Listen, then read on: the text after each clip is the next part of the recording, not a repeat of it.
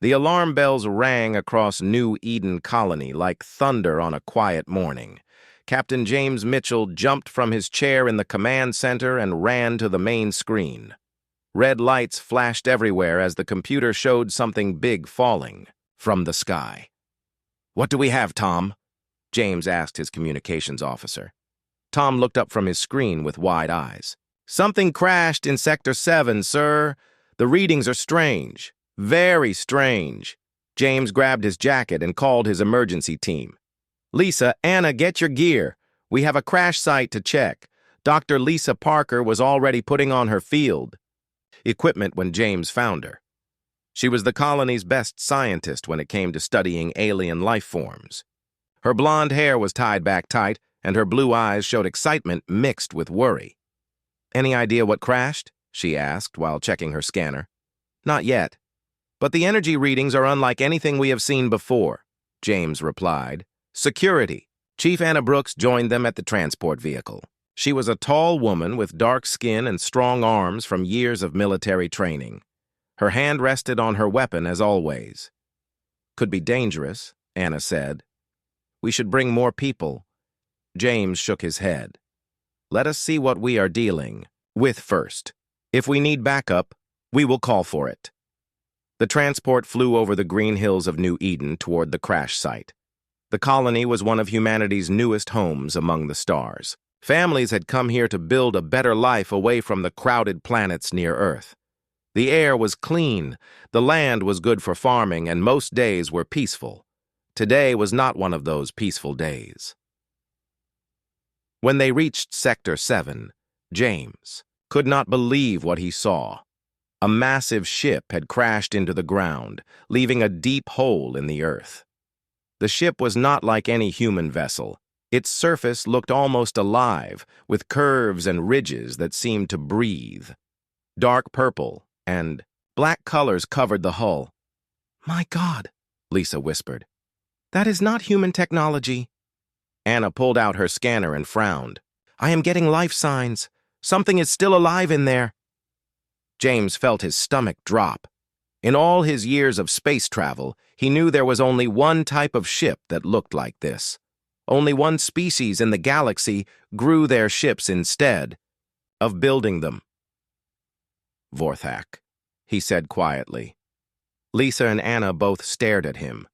Everyone in the galaxy knew about the Vorthak. They were the monsters that hunted across star systems.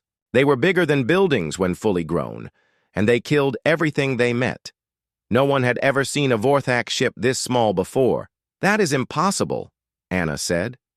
"Vorthak ships are huge. This one is maybe the size of a small house." "The life signs are weak," Lisa added, checking her scanner again. "Whatever is in there is hurt badly." James made a decision that would change everything. "We go in, but carefully. Anna, keep your weapon ready. Lisa, bring your medical kit." They walked slowly toward the crashed ship. The hull had cracked open in several places, letting them see inside. The interior was dark and wet, with strange organic walls that seemed to pulse like a heartbeat. There, Lisa pointed to a corner where something small was curled up. James turned on his flashlight and nearly dropped it in surprise. Instead of a massive killing machine, they found something that looked almost fragile. The creature was about the size of a large dog, covered in dark scales that shifted from purple to black. It had 6 legs, each ending in sharp claws, and 2 large eyes that reflected their flashlight beams. "It is just a baby," Lisa breathed. The young Vorthak looked up at them and made a soft sound, almost like a whimper. One of its legs was bent at a wrong angle and green blood seeped from cuts on its side. Anna kept her weapon pointed at the creature. "Baby or not, it is still a Vorthak. They are born killers." But Lisa was already moving forward. "Look at it, Anna. It is scared and hurt. It needs help." The creature watched Lisa approach, but did not attack. Instead, it made another soft sound and tried to back away, but it was too weak to move far. "Easy there," Lisa said in a gentle voice. "We are not going to hurt you." To everyone's surprise, The young Vorthak tilted its head and tried to copy the sounds Lisa made. It came out as a rough whisper, but it was clearly trying to speak. James activated his communication device. "Command, this is Mitchell. We found the crash survivor." Governor Robert Hayes's voice came through the speaker. "What is the situation, Captain?" James looked at the injured creature and then at Lisa, who was slowly reaching out her hand. The young Vorthak sniffed her fingers and then gently touched them with its snout. "Sir, we have a juvenile Vorthak. It is injured and appears to be alone." The silence on the other end lasted so long that James thought the communication had failed. Finally, the governor spoke again, his voice tight with worry. "A Vorthak? James, you know what galactic law says about those creatures?" "Yes, sir, I do. But this one is different. It is trying to communicate with us." Anna shook her head. "James, we should follow protocol. Call the Federation. They will handle this." But Lisa was already scanning the creature with her medical equipment. "Its life signs are getting weaker. If we do not help it soon, it will die anyway." The young Vorthak looked between the three humans with what could only be described as hope in its large eyes. It made another attempt at copying human speech. This time sounding almost like the word help, James made another decision that would put the entire colony at risk. "Lisa, can you treat its injuries here?" "I can try, but I would need to get it back to the medical center." Anna stepped forward. "James, you cannot be serious. The moment the Federation finds out we have a live Vorthak, they will order us to destroy it. Every species in the galaxy fears these things for good reason." "Look at it, Anna," James said. "Really, look at it. Does this look like a mindless killing machine to you?" The creature had closed its eyes and was breathing slowly. It seemed to trust that the humans would not hurt it, even though its species and theirs had never met peacefully before. "We take it back to the colony," James decided. "Lisa, you have 48 hours to study it and treat its injuries. After that, we will have to contact the Federation." Lisa nodded quickly. "That is all I need to prove that this creature is different." As they carefully lifted the young Vorthak onto their transport, James wondered if he had just saved a life, or doomed his entire colony. The creature opened its eyes one more time and looked directly at him. In that gaze, James saw something he never expected to find in a Vorthak. He saw intelligence. He saw gratitude. And most surprising of all, he saw trust.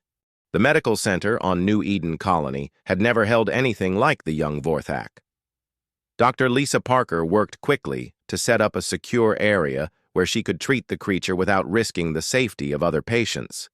The injured being lay on a specially made table, breathing slowly but steadily. "Its heart rate is dropping," Lisa told her assistant, Nurse Mary Johnson. "We need to get some fluid into it fast." The young Vorthak had been unconscious for 3 hours since they brought it in. Lisa had cleaned its wounds and set the broken leg, but she was working blind. No human had ever treated a Vorthak before, because no one had ever found one that was not trying to kill them. Governor Robert Hayes stood in the observation room with Captain James Mitchell, watching through the thick glass window. Both men looked worried. "The Federation will want answers soon," Robert said.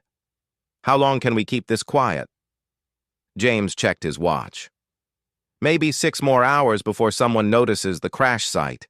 After that, the whole galaxy will know we have a Vorthak." In the medical room, the creature suddenly opened its large eyes. Lisa stopped what she was doing and watched carefully.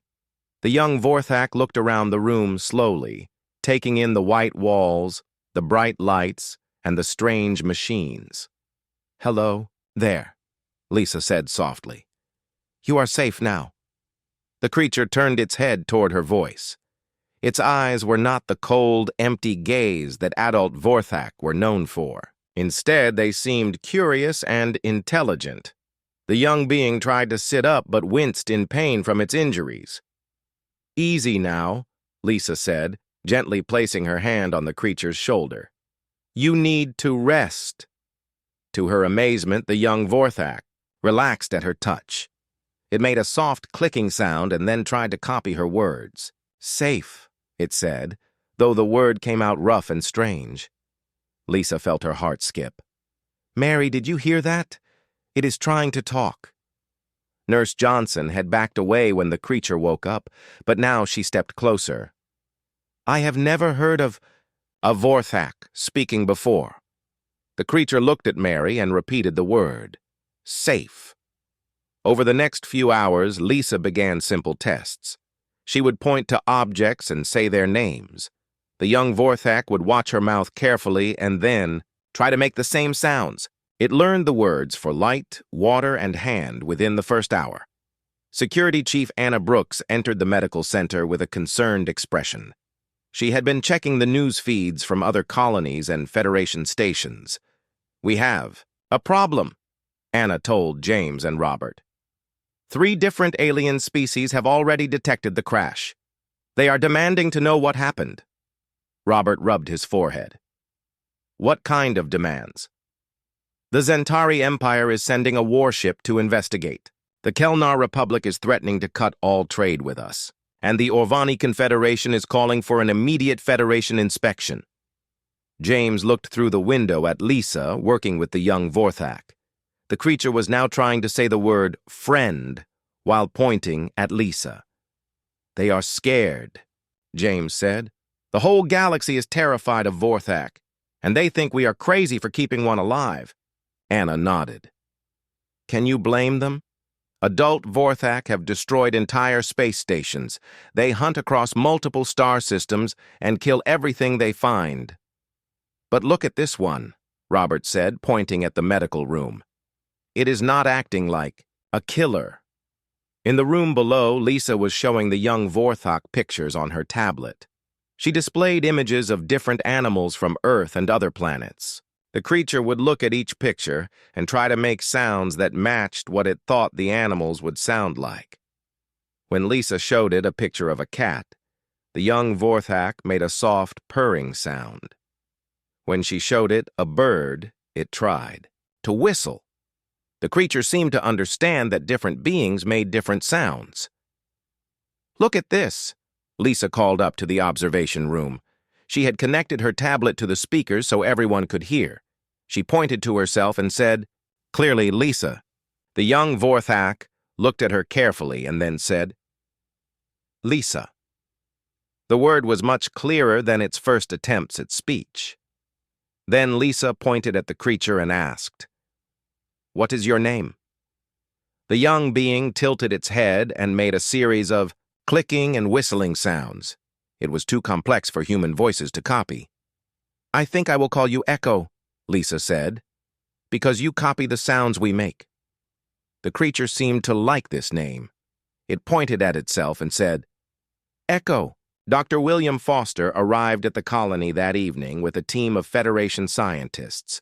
He was a tall, thin man with gray hair and cold eyes. He had studied alien species for 30 years and believed that all life forms followed predictable patterns. Where is the specimen? He asked Robert without any greeting. The young Vorthak is being treated in our medical center, Robert replied. Dr. Parker has made some interesting discoveries. William laughed harshly. Discoveries? Governor Hayes, you are dealing with the most dangerous species in the galaxy. There are no discoveries to be made here, only protocols to follow. He led his team to the medical center, where Lisa was teaching Echo to recognize different colors. The young Vorthak could now say red, blue, and green, though the words sounded different in its voice. This is ridiculous, William said as he entered the room. You are treating a Vorthak like it is a pet. Echo looked up at the new humans and backed away slightly. It could sense that these people were different from Lisa and the others who had. Been kind to it. Dr. Foster, please keep your voice down, Lisa said. Echo is still recovering from serious injuries. Echo. William shook his head. You named it? This creature will grow up to be a killing machine. Adult Vorthak are the size of buildings and have no emotions except hunger and rage. Echo understood that the new human was upset, but it did not understand why. It looked at Lisa with confused eyes and made a questioning sound. "It is okay, Echo," Lisa said gently. "These people are here to learn about you, too." William pulled out a device that made a high-pitched sound. Echo immediately cowered and made distressed noises. The sound seemed to cause it physical pain. "Stop." "That!" Lisa shouted, moving between William and Echo. "I am conducting standard Vorthak behavioral tests," William said coldly. "This sound should trigger its aggressive instincts." But Echo did not become aggressive. Instead, it hid behind Lisa and made soft, whimpering sounds. It was clearly scared and wanted protection. Anna Brooks had been watching from the doorway. She had come to the medical center planning to support the Federation scientists, but seeing Echo's reaction changed her mind. "That creature is not acting like any Vorthak I have ever heard about," Anna said. "Maybe we need to rethink what we know about this species." William ignored her and activated another device. This one projected holographic images of weapons and violence. Again, Echo did not react with aggression. Instead, it turned away from the images and moved closer to Lisa. "This is impossible," William muttered. "Vorthak are programmed killers. They cannot show fear or seek comfort from other species." James entered the room with urgent news. "We just received a message from the Zentari Empire. Their warship will arrive tomorrow. They are demanding that we destroy the Vorthak immediately, or they will do it themselves." Echo had been learning human words all day, and it understood more than anyone realized. When it heard the word destroy, it looked at Lisa with wide, frightened eyes. "No destroy, Echo," it said quietly. "Echo good. Echo friend." The room fell, silent. Even William stopped his testing to stare at the young creature. Lisa knelt down next to Echo and took its clawed hand in hers. "Do not worry, Echo. We will not let anyone hurt you." But as James looked at the scared young being, he wondered if that was a promise they could actually keep. Tomorrow would bring warships and ultimatums. The entire galaxy wanted Echo dead, and only a small group of humans stood between the young Vorthak and certain destruction. Echo seemed to sense the danger, too. It spent the rest of the evening learning as many human words as possible, as if language might be its only weapon against the hatred of the galaxy. Echo had learned 50 human words by the time the Zentari warship appeared in New Eden's sky. The young Vorthak stood at the window of the medical center, looking up at the dark ship that blocked out the morning sun. It understood enough now to know that the ship meant danger. "Bad ship," Echo said to Dr. Lisa Parker, who stood beside it. Lisa placed her hand on Echo's shoulder. The young creature had grown stronger overnight, and its broken leg was healing much faster than any human bone would. "Yes, Echo. That ship wants to hurt you." Echo turned its large eyes to Lisa. "Why hurt Echo? Echo no hurt anyone." It was a simple question, but Lisa did not have a simple answer. How could she explain thousands of years of fear and hatred between species? How could she make Echo understand that its entire race was seen as monsters? Captain James Mitchell entered the medical center with urgent news. "The Zentari commander is demanding to speak with whoever is in charge of the Vorthak. We have 1 hour to hand it over, or they start shooting." Echo had been learning to read human emotions, and it could see the worry on James's face. "Echo go with bad ship?" it asked. "No," Lisa said firmly. "You are not going anywhere." But Echo was smarter than anyone had realized. It walked over to James and looked up at the tall captain. "Echo go. No hurt, Lisa friends." James knelt down to Echo's level. In just 2 days, he had watched this creature grow from a frightened, injured animal into something that could think and feel and care about others. "Echo, we are not giving up on you." Governor Robert Hayes called an emergency meeting in the colony's main hall. Word had spread quickly through New Eden about their unusual guest. Some colonists were scared and wanted Echo destroyed before it could grow into a killer. Others had heard about the creature's gentle nature and thought it deserved protection.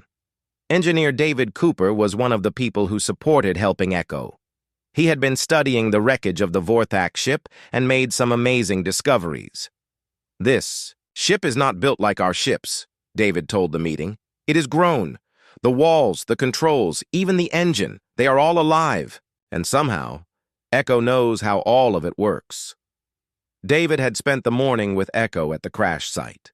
The young Vorthak could touch parts of the ship and make them respond.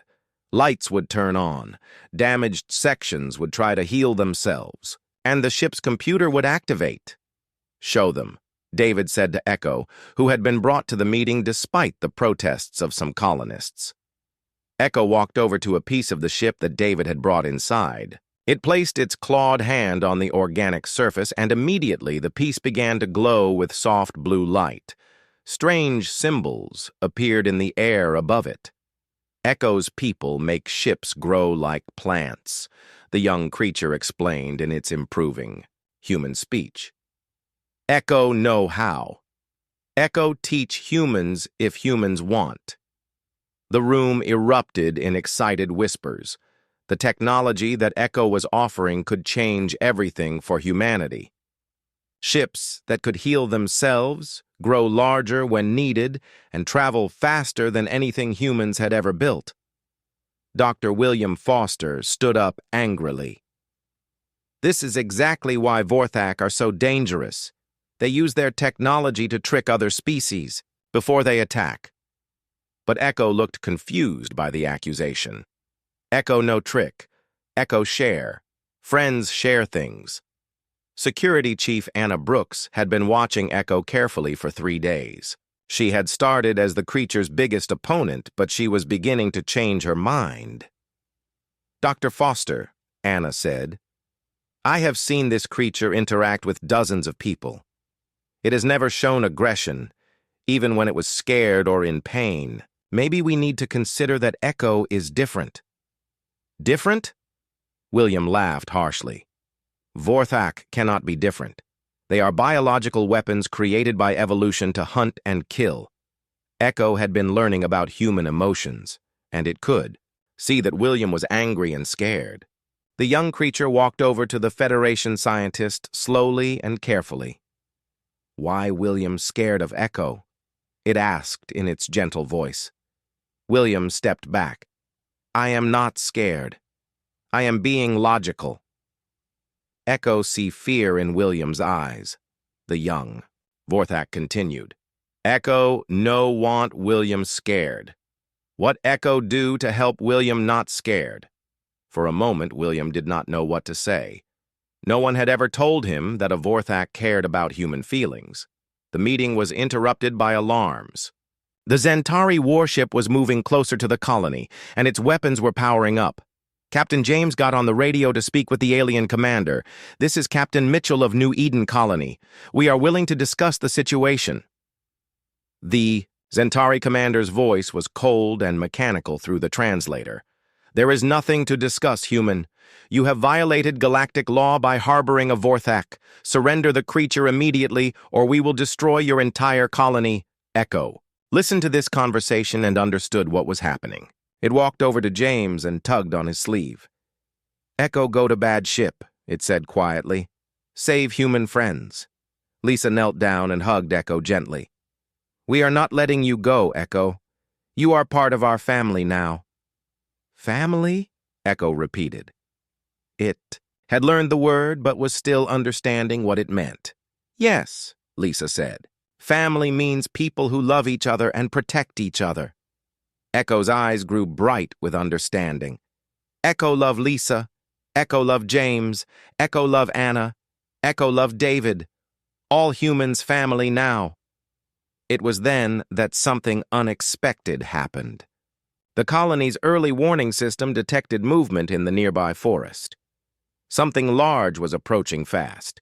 Anna checked her scanners and went pale. "We have a problem. Something big is coming through the trees toward the school." The school was on the edge of the colony where 30 human children were having their afternoon lessons. Anna grabbed her weapons and ran toward her security vehicle, but Echo was faster. The young Vorthak ran on its 6 legs at incredible speed, moving through the colony streets like a purple blur. It reached the school just as a massive forest. Predator, a creature like a giant bear with razor-sharp claws, broke through the trees. The children screamed and ran toward the school building, but some of them were too slow. The predator roared and charged toward a group of young students who had fallen down in their panic. Echo did not hesitate. It jumped between the predator and the children, spreading its own claws and making a sound that was both a roar and a warning. The young Vorthak was still small compared to the forest creature, but it stood its ground. The predator paused, confused by this strange new opponent. Echo took advantage of the moment to push the fallen children toward safety while keeping itself between them and danger. "Get inside!" Echo called to the children in its careful human speech. "Echo, protect!" Anna arrived with her security team just as the forest predator decided to attack Echo. But the young Vorthak was ready. It moved with speed and grace that showed why its species was feared across the galaxy. Echo dodged the predator's claws and used its own natural weapons to defend itself and the children. The fight lasted only minutes, but it felt much longer to everyone watching. When it was over, the forest predator lay still, and Echo stood panting but victorious. The young creature had several new cuts, but it immediately turned to check on the children. "Children safe?" Echo asked Anna, who was staring in amazement. "Yes, Echo. The children are safe because of you." The children, who had been terrified at first, now looked at Echo with wonder and gratitude. One little girl named Emma walked up to the young Vorthak and hugged its leg. "Thank you, Echo," she said. Echo gently patted Emma's head with one clawed hand. "Echo, protect family. Always protect family." News of Echo's heroic actions spread through the colony within hours. The same. People who had been afraid of the young Vorthak now saw it as a protector. Parents who had demanded Echo's removal now brought their children to thank it. But the Zentari warship was still in the sky, and their ultimatum had not changed. Commander James received another message as the day ended. "Human Captain, you have until tomorrow morning to surrender the Vorthak. After that, we will consider your entire colony to be enemies of galactic peace." That night, Echo sat with Lisa in the medical center, learning new words and practicing human speech. But both of them knew that time was running out. "Lisa," Echo said quietly, "if Echo go with bad ship, colony safe?" Lisa looked into Echo's trusting eyes and felt her heart break. "Echo, what happens to you matters too. You are not just a problem to be solved. You are our friend." Echo tilted its head thoughtfully. "Friends protect friends?" "Yes," Lisa said. "Always." "Then Echo, stay. Fight with family. Protect colony like colony protect Echo." As Echo curled up to sleep, Lisa wondered if their small act of compassion had doomed them all, or if it might somehow save everyone. Tomorrow would bring answers, but tonight she sat with a young creature who had chosen love over fear and friendship over survival. Outside, the Zentari warship waited, like a dark promise in the starlit sky. The morning sky above New Eden Colony turned dark as more ships arrived. The Zentari warship was no longer alone. 3 more alien vessels had joined it during the night, all demanding that Echo be destroyed immediately. Captain James Mitchell stood in the command center, watching the ships gather like storm clouds. His communication officer, Tom, looked pale as he read the incoming messages. "Sir, the Kelnar Republic is threatening to cut all trade routes to human space. The Orvani Confederation is calling us a danger to galactic peace, and the Zentari commander says they will start bombing us in 2 hours if we do not surrender Echo." James looked through the window at the medical center where Echo was helping Dr. Lisa Parker organize supplies. The young Vorthak had insisted on working despite its injuries from yesterday's fight with the forest predator. "Any word from Earth or the other human colonies?" James asked. Tom shook his head. The Federation has ordered all human ships to stay away from this system. We are on our own, sir. Echo had been learning to read human expressions, and it could see the worry on everyone's faces. It walked up to James with its strange six-legged gait and looked up at the captain with large, intelligent eyes. Bad ships want Echo, it said in its improving human speech. Echo, go. Save family. We already told you, Echo. You are not going anywhere, James replied firmly. But Echo pointed at the sky where the alien ships waited. Too many bad ships. Humans get hurt because of Echo. Echo no want humans hurt. Dr. Lisa Parker had been working with Echo for 4 days now, and she had noticed something troubling. Every time Echo was stressed or scared, strange signals would come from the wreckage of its ship. The signals were too weak for human equipment to detect clearly, but Lisa suspected they were some kind of distress call. Echo, Lisa said gently. When you are scared, does your ship try to call for help? Echo tilted its head thoughtfully. Ship call Echo family. When Echo hurt, ship call for help. Lisa felt her stomach drop.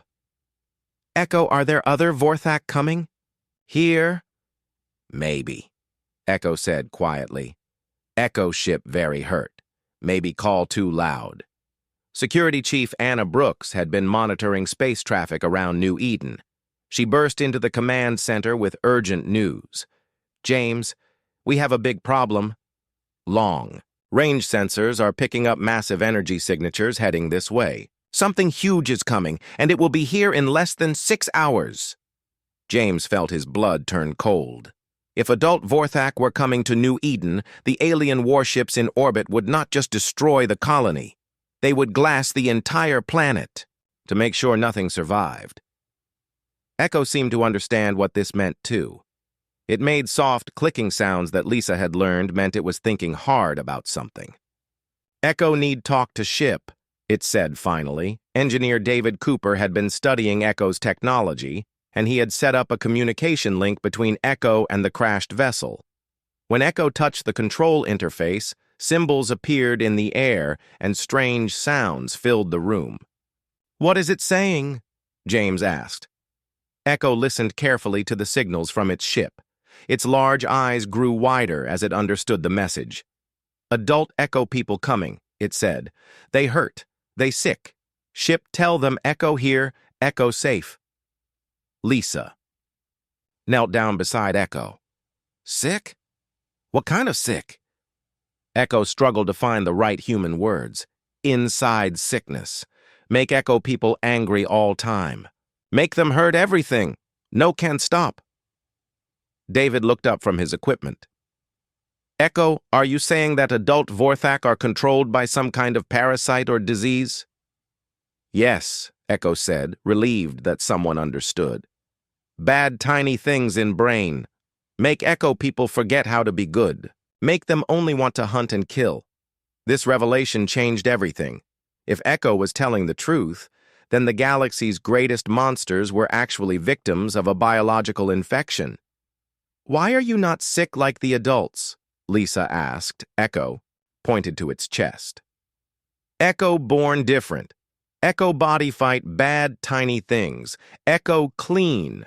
Dr. William Foster had been listening from the doorway. Despite his earlier objections to keeping Echo alive, even he was fascinated by this new information. Echo, William said, stepping forward, do you know how to cure the sickness in adult Vorthak? Echo looked at William with hope in its eyes. Echo know little bit, but need help. Need smart humans to make cure work.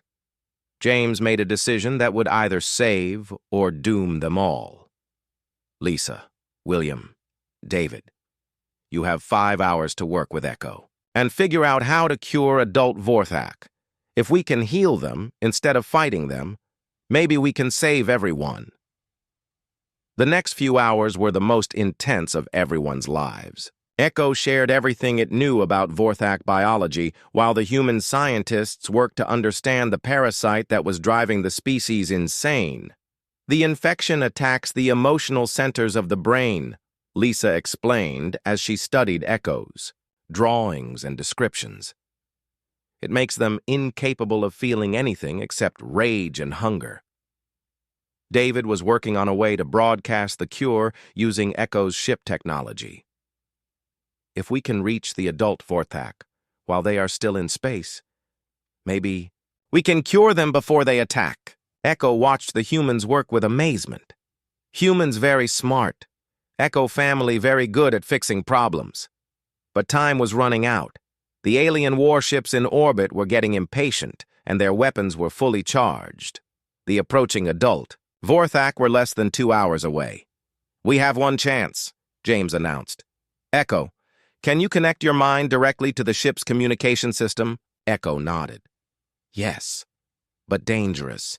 If Echo mind touch sick Echo people, Echo might get sick too." Lisa placed her hand on Echo's shoulder. "We will not let that happen. I will monitor your vital signs and pull you out if anything goes wrong." Echo looked around at all the humans who had become its family. "If Echo gets sick like other Echo people, humans must destroy Echo. No let Echo hurt family." "That will not happen," James said firmly. "We trust you, Echo. Now you have to trust us." Echo walked over to the communication interface and placed both of its front claws on the organic controls. Immediately, the room filled with strange lights and sounds as Echo's mind connected to the approaching Vorthak ships. "I can see them," Echo whispered, its voice strained. "So many, so hurt, so angry. They no remember how to be good." Lisa watched Echo's vital signs carefully. The young Vorthak's heart rate was increasing rapidly, and its brain activity was off the charts. "Echo, can you show them the cure?" David asked. Echo's body began to glow with the same blue light as its ship. Through the mental connection, it began to share images of the cure with the approaching adult Vorthak. It showed them what they used to be before the infection and what they could become again, but the effort was enormous. Echo's small body shook with the strain of reaching so many infected minds across the vastness of space. "Echo!" Lisa called out as the young creature began to collapse. "Echo, come back." Echo opened its eyes and looked at Lisa with a weak smile. "Echo, show them. Some listen, some remember. Maybe they come in peace." Through the command center windows, James could see the alien warships beginning to move. Their weapons were powering up as massive shapes appeared at the edge of the star system. The adult Vorthak had arrived, and everyone would soon learn whether Echo's desperate gamble had worked or if New Eden Colony was about to become a battlefield. That would determine the fate of the galaxy. Echo curled up next to Lisa, exhausted from the mental effort. "Echo try very hard," it whispered. "Hope Echo family proud." Lisa hugged the brave young creature as the first adult Vorthak ships became visible in the sky. "We are very proud of you, Echo, no matter what happens next." The first adult Vorthak ship appeared in New Eden's sky like a living mountain. It was 10 times larger than the biggest human vessel, its organic hull pulsing with dark energy. Captain James Mitchell held his breath as he watched it approach. The alien warships that had been threatening the colony. But something was different. The massive Vorthak ship was not attacking. It was moving slowly, almost carefully, as if it was trying not to frighten anyone.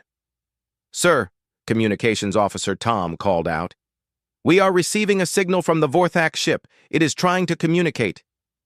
James looked at Echo, who was still weak from the mental effort of reaching out to its people. The young creature struggled to sit up and listen to the sounds coming from the speakers. "That is Echo's parent," Echo said with wonder in its voice. "Echo parent remember now. Sickness almost gone." Dr. Lisa Parker helped Echo stand up. "Can you talk to your parent?" Echo nodded and walked over to the communication interface. When it touched the controls, a new voice filled the room. It was deep and powerful, but there was something gentle in it that no human had ever heard from an adult Vorthak before. The translation came through slowly, as the ship's computer worked to convert Vorthak's speech into human words. "Little one," the voice said, "we felt your call across the stars. We felt your pain and your fear. But we also felt something new. Love, joy, peace. How did you learn these feelings?" Echo looked at the humans around it, and then spoke into the communicator. Echo learned from human family. Humans not afraid of Echo. Humans help Echo when Echo hurt. Humans teach Echo that being strong means protecting others, not hurting them. There was a long pause before the adult Vorthak responded. "We have forgotten these things, little one. The sickness in our minds made us forget everything except hunger and rage. But your cure is working. Some of us are beginning to remember who we used to be." Governor Robert Hayes had joined them in the command center. "Echo, can you ask your parent to help us convince the other ships that we are not a threat?"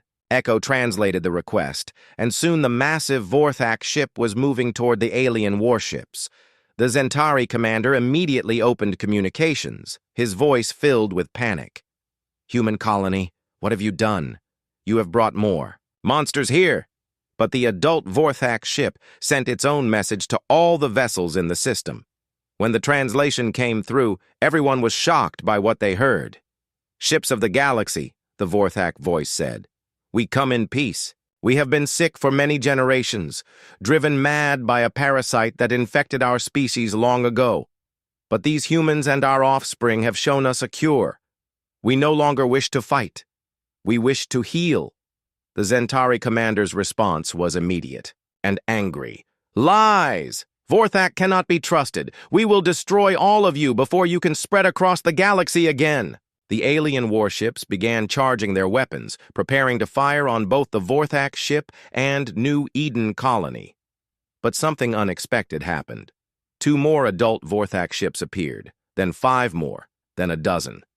They surrounded the alien vessels, but they did not attack. Instead, they began broadcasting the same message of peace.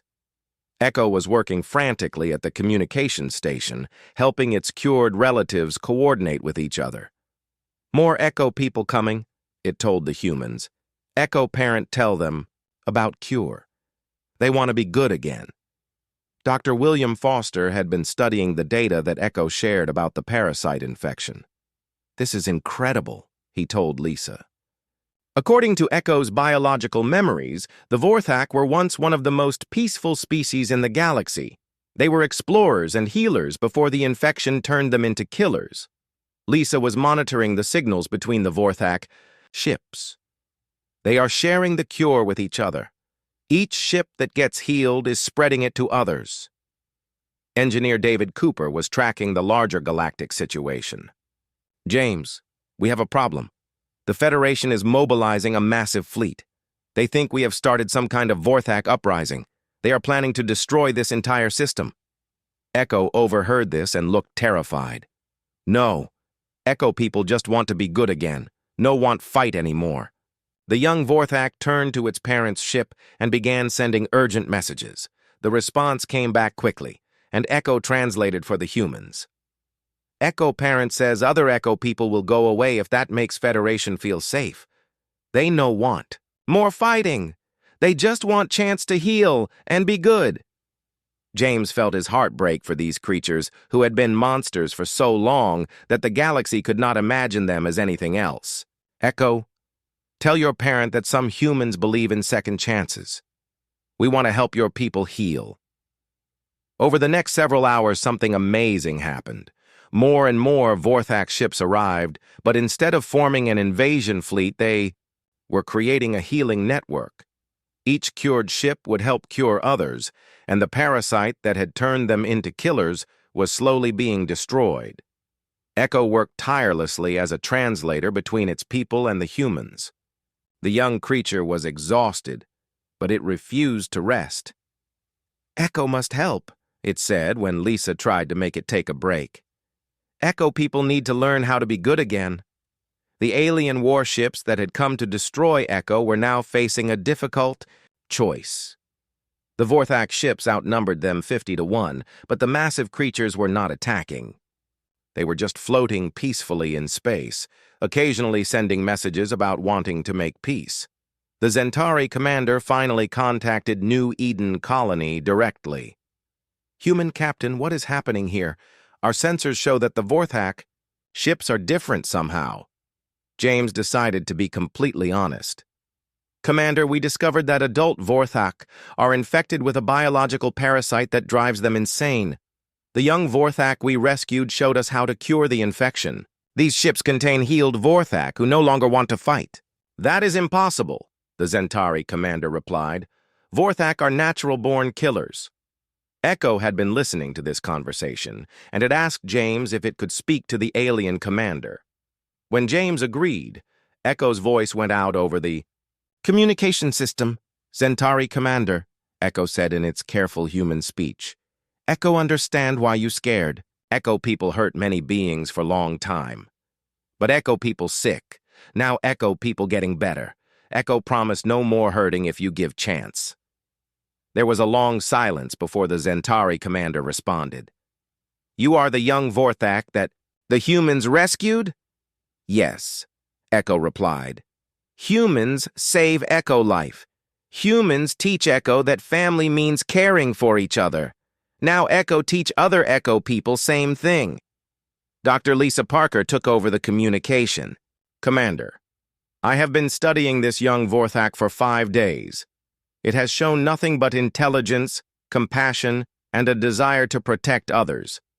If we can cure the infection in adult Vorthak, we might be ending the greatest threat the galaxy has ever known." The Federation fleet was still approaching, and they would arrive within hours. Admiral Sarah Thompson, the fleet commander, contacted New Eden Colony with strict orders. "Captain Mitchell, you are ordered to evacuate your colony immediately. We are going to sterilize that system to prevent a Vorthak outbreak." James looked at Echo, who was curled up next to Lisa, exhausted from hours of translating and helping coordinate the cure. The young creature had risked everything to save its own people and protect the humans who had shown it kindness. "Admiral," James said firmly, "I am requesting permission to attempt a peaceful first contact with the cured Vorthak. This could be the most important moment in galactic history." "Absolutely not," Admiral Thompson replied. "Vorthak cannot be trusted under any circumstances." But Echo stood up and walked over to the communication station one more time. "Admiral Thompson," it said, its young voice carrying across space to the approaching fleet. "Echo know you scared. Echo people hurt Galaxy for long time. But Echo people sick. Now Echo people want to make things better. Please give chance. Please let Echo people show they can be good." The communication channel fell silent. The fate of 2 species now hung in the balance, dependent on whether the galaxy could find the courage to believe in redemption and the power of compassion to heal even the deepest wounds. Echo looked up at James with trusting eyes. "Echo hope. Humans write about second chances," it said quietly. "Echo hope Galaxy can forgive Echo people." As the Federation fleet drew closer, and the cured Vorthak ships waited peacefully in space, everyone realized that the next few hours would determine whether this would be remembered as the day that ended the galaxy's greatest nightmare, or the day that humanity's compassion doomed them all. The Federation fleet emerged from hyperspace like a wall of metal and weapons. Admiral Sarah Thompson's flagship led 200 warships, all armed with enough firepower to turn New Eden's sun into a nova. The message was clear. The galaxy would not risk a Vorthak uprising. But what the fleet found was unlike anything in recorded history. 50 massive Vorthak ships floated peacefully around New Eden Colony, their organic hulls glowing with soft blue light instead of the angry red that marked infected vessels. The alien warships that had come to destroy Echo were now positioned between the Vorthak and the approaching Federation fleet, acting as mediators rather than attackers. Captain James Mitchell watched from the command center as Echo worked at the communication station. The young Vorthak had not slept in 24 hours, helping coordinate between humans, aliens, and its own cured people. Echo, Dr. Lisa Parker said gently. You need to rest. You have done more than enough. Echo looked up with tired but determined eyes. No rest yet, Lisa. Echo must show Admiral that Echo people good now. Must make peace before more fighting. Admiral Thompson's voice cut through all other communications. This is Admiral Thompson of the Galactic Federation Fleet. All vessels will withdraw immediately, or we will open fire on everything in this system. Echo stood up straight and spoke into the communicator with all the dignity its young voice could carry. Admiral Thompson, this is Echo. Echo the young Vorthak that humans saved. Please listen before shooting. Echo people, not monsters anymore. I will not negotiate with Vorthak, Admiral Thompson replied coldly. Prepare to be destroyed. But before the Federation fleet could fire, something unexpected happened. The Zentari commander, who had spent days demanding Echo's destruction, opened a communication channel to all ships. Admiral Thompson, this is Commander Zalth of the Zentari Empire. I am ordering my ships to protect this system. The shock was immediate. The Zentari had been the Vorthak's greatest enemies for over 1,000 years. Commander Zalth, Admiral Thompson said, explain yourself immediately. Echo had been working with Commander Zalth for hours, slowly convincing him that the cured Vorthak were different. The Zentari leader's voice was thoughtful as he responded. Admiral, I have spent the last day communicating with both the young Vorthak and several adult specimens. The change in them is real. The biological infection that made them killers has been eliminated. They are no longer the monsters that destroyed my homeworld. Dr. William Foster, who had initially been Echo's harshest critic, took over the communication system. Admiral Thompson, this is Dr. Foster, Federation xenobiologist. I have verified that the Vorthak parasite has been successfully eliminated. From the creatures in this system, they are exhibiting behaviors completely unlike infected specimens. Admiral Thompson was not convinced. Dr. Foster, Vorthak are genetically programmed killers. No cure can change their fundamental nature. It was then that Echo's parent, the massive adult Vorthak that had first arrived at New Eden, sent a direct message to Admiral Thompson. The translation came through slowly and carefully. Admiral of the Federation Fleet, the deep voice said, I am called Harmony in your language. I am the parent of the small one you call Echo. For 300 years, I hunted and killed across the stars, driven mad by the infection in my mind. I destroyed ships, planets, entire civilizations. I remember every life I took, and the guilt will stay with me forever. Echo listened to its parent's words with tears in its large eyes. It had never heard an adult Vorthak speak of regret before. Harmony continued. But the humans showed my offspring something we had forgotten existed. Compassion. They could have killed Echo when it was weak and alone. Instead, they healed it, protected it, and taught it the meaning of family. Through Echo, they have given my entire species a second chance at life. The communication channel was silent as Admiral Thompson processed this unprecedented situation. No Vorthak had ever expressed remorse before. No Vorthak had ever asked for peace. Echo walked over to James and tugged on his sleeve. James, Echo want to try something. Maybe dangerous, but might make Admiral understand. What do you want to do, Echo? Echo pointed at the neural interface that connected it to its ship. Echo want to share memories with Admiral. Show her what it feel like to be sick and what it feel like to be healed. Lisa immediately protested. Echo, that could damage your mind. Human brains are not designed for direct Vorthak neural contact. But Admiral Brain might be, Echo said, hopefully. If Echo can show her the truth, maybe she understand. James made the decision that would determine the fate of the galaxy. Admiral Thompson, the young Vorthak is offering to share its memories with you directly. You could experience firsthand what the infection does to Vorthak minds and what the cure accomplishes. Absolutely not, Admiral Thompson replied. I will not risk mental contamination from a Vorthak. But Echo was already activating the neural interface. Instead of connecting to the Admiral's mind, it began broadcasting its memories across all communication channels in the system. Every ship, every person, could now experience what Echo had lived through. The first memory was of Echo as a newly hatched Vorthak, alone and scared on its ship. The infection was already trying to take hold, filling its young mind with rage and hunger.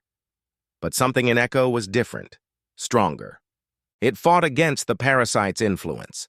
Then came the crash on New Eden, the pain and fear, and the moment when Dr. Lisa Parker first spoke to it with kindness instead of hatred.